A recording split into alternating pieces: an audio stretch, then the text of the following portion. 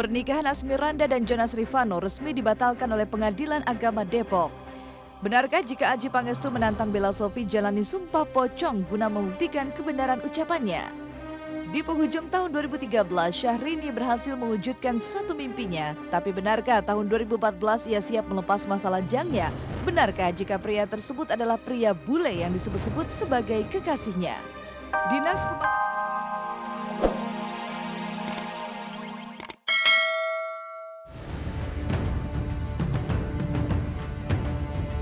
Halo, selamat siang pemirsa Global TV. Seleb on Cam kembali hadir menemani Anda untuk menyajikan kisah dari publik figur secara mendalam selama 30 menit ke depan.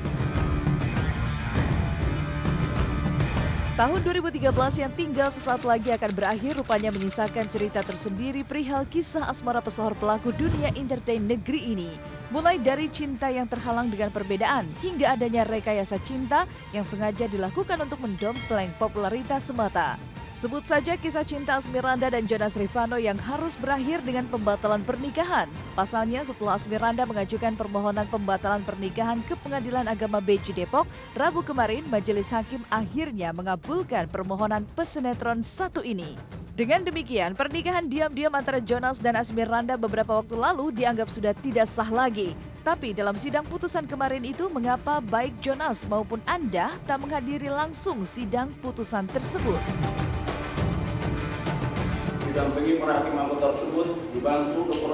Abdul Fatah dari Panitra, dihadiri oleh kuasa hukum pemohon dan kuasa hukum termohon. Demikian putusan kami. Alhamdulillah atas permohonan kami tersebut sudah dikabulkan, di mana perkawinan Mbak Andah dengan Jonas dibatalkan gitu.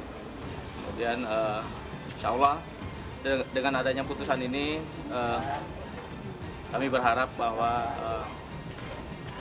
semua masalah berakhir dengan baik, tidak ada yang dirugikan dan mereka bisa menjalani kehidupan mereka masing-masing. Dan ini maka perkawinan mereka sudah dinyatakan resmi tidak sah ya, sudah dibatalkan ya, sehingga otomatis bukan pasangan suami istri karena memang pernikahannya dianggap tidak pernah sah ya, tidak pernah ada gitu. Indahnya masa-masa memadu kasih sebagai suami istri memang hanya sekejap mata dirasakan oleh Asmiranda dan Jonas Rivanno. Pasalnya, tak berselang lama setelah mereka resmi menyatukan cinta, sederet prahara pun datang mendera. Mulai dari pendustaan agama yang dilakukan Jonas yang berbuntut pelaporan dari salah satu organisasi keagamaan, tidak adanya restu dari orang tua Asmiranda, hingga yang terbaru adalah kabar yang mengatakan jika Anda telah pindah haluan mengikuti keyakinan Jonas yang akhirnya membuat kecewa kedua orang tua Asmiranda. Tetapi Mbak Andah sudah klarifikasi kepada saya berkaitan dengan broadcast yang berkembang. Itu adanya kesaksian, gitu kan itu intinya gitu. Ada kesaksian di gereja Berias, Moy Kelapa Ciberias, Moy Kelapa Gading gitu. Dan kemudian di Grand Indonesia kalau nggak salah ya. Terhadap kesaksian itu, Mbak Andah menyampaikan pada saya itu tidak benar. Oke. Tidak benar ada kesaksian. Oke. Itu bantahan Mbak Andah tolong sampaikan kepada dia ya. Itu amanat, makanya saya sampaikan. Hanya sama dia ya, bukan sama saya ya. Statement aja sedikit, Ibu. Tante. Bapak temui aja Asmiranda, jangan kita ya, karena mereka yang itu, bukan kami. Iya. Terima kasih. Impian untuk membangun kerajaan cinta yang abadi dalam ikatan pernikahan memang telah lebur menjadi serpihan kekecewaan. Setidaknya itulah yang diungkap Farmiji, ayah Asmiranda, saat ia sudah tak lagi bisa berbuat apa-apa dikarenakan Asmiranda yang seolah sudah dibutakan oleh cinta Jonas Rivanno.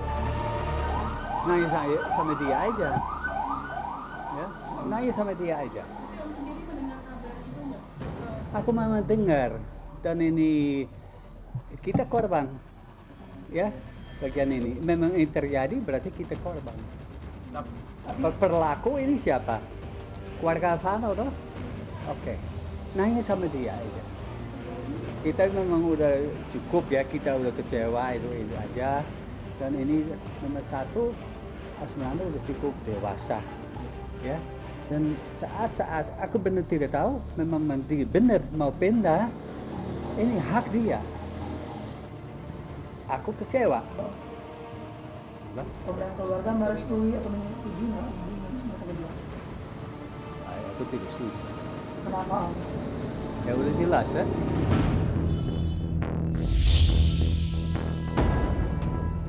Rumitnya urusan asmara juga dirasakan artis senior Adjie Pangestu. Bukan karena restu atau perbedaan umur yang terpaut begitu jelas, melainkan jalinan cinta yang ia jalani bersama Bella Sophie adalah cinta rekayasa.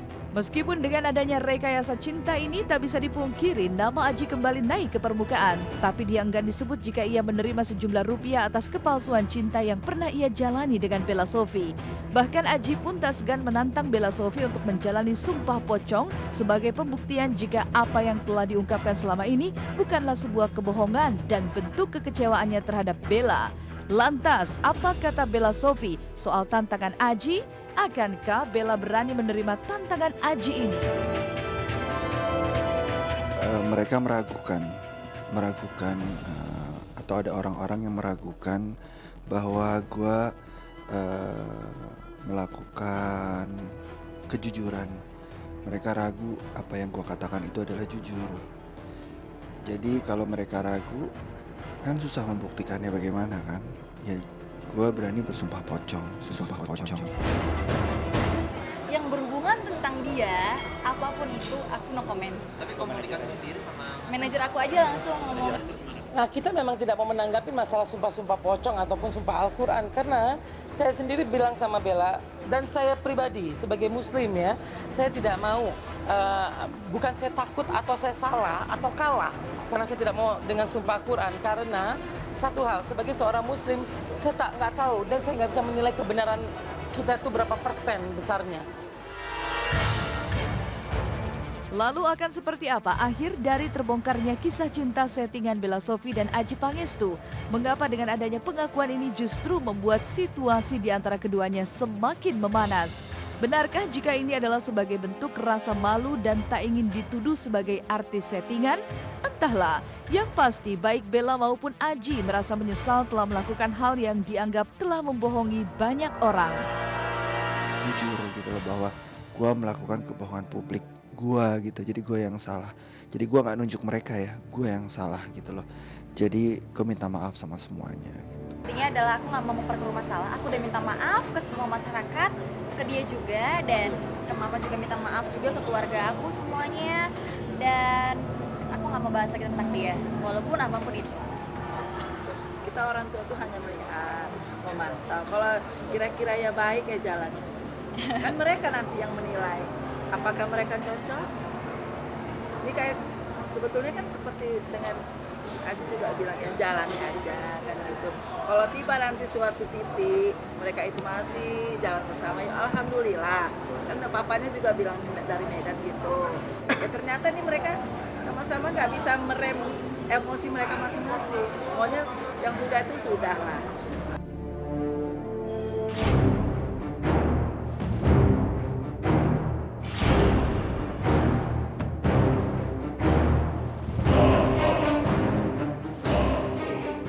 Pemirsa Seleb on Cam, dari kesiapan Syahrini menyongsong tahun 2014, Ahmad Dhani justru menghadapi polemik hukum yang semakin membayangi putra bungsunya, Aki J.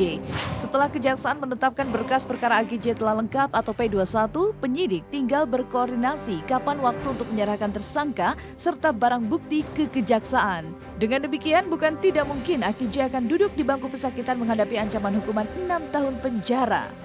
Pasal yang kita kenakan pasal 310 ya. 310-45 itu ancaman hukumannya 6 tahun. Ya, nanti di sidang pengadilan kalau itu memang dilakukan, hukuman yang dilakukan ya pasti separuh. Atau ada putusan pengadilan yang sifatnya yang lain, tindakan atau mungkin dikembalikan ke orang tuanya bisa saja. Akan dilakukan persidangan atau tindakan lain, silakan nanti pihak kejaksaan dengan pihak pengadilan melakukan koordinasinya. Ya kalau kita ya selalu mengambil hikmah ya kita ya pasti ya dan itu ada lah buat perkembangan jiwanya Dul sendiri itu ada pasti.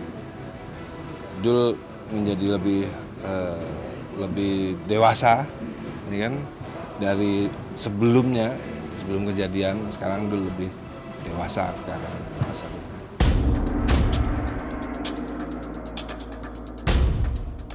Ancaman hukuman itu memang belum tentu berlaku bagi Aki J. Selain usianya masih di bawah umur, ada Undang-Undang Nomor 11 Tahun 2012 yang telah disahkan dan tinggal menunggu diberlakukan pada tahun 2014 mendatang.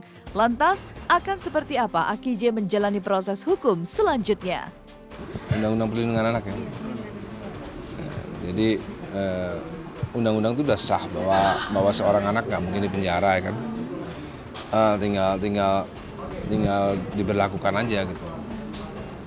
Jadi kalau dulu nanti di penjara itu sama aja aneh karena undang-undangnya kan anak kecil nggak boleh di penjara kan. Bisa juga memperhatikan undang-undang peradilan anak ya, walaupun efektif berlaku tahun depan. Namun kalau mungkin bisa diterapkan untuk pelaksanaannya. Jadi berkaitan dengan di bawah umurnya Aki J, nanti ada perlakuan khusus ya. Karena Undang-Undang Perlindungan Anak juga memfokuskan hal demikian, seperti persidangannya tertutup, kalaupun ada sanksi hukumnya itu separuhnya, atau bisa dibukakan kemungkinan tindakan lain, itu juga masih memungkinkan untuk dilakukan terhadap Aki J.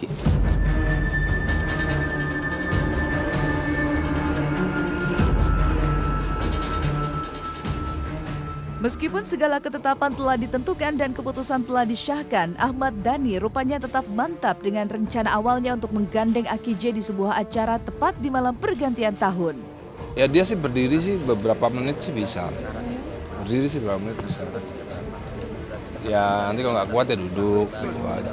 Jadi ini pertama kali saya tahun baru nyanyi bersama anak-anak juga gitu. Jadi menyenangkan lah.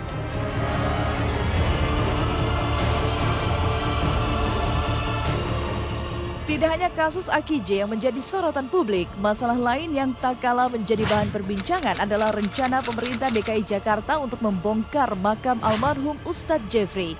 Rencana yang sempat menuai perdebatan ini belakangan hanya tinggal menunggu eksekusi.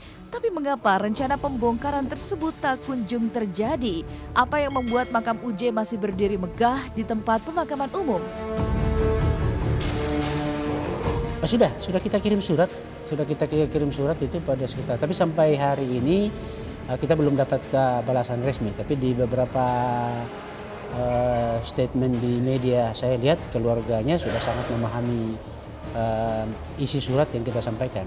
Karena yang kita sampaikan itu adalah isi daripada peraturan daerah. Mengacu kepada surat yang ada, mungkin dalam minggu ini Kepala Suku Dinas Pemakaman saya akan melakukan pendekatan. Dulu kan rame. Tapi sih biasa aja, santai aja lah. Karena apa? Ya karena kita juga nggak ngerti masalah pemakaman itu harusnya bagaimana dan bagaimana. Keduanya kan ada yang wewenang kan DKI, jadi mereka lah yang ambil keputusan.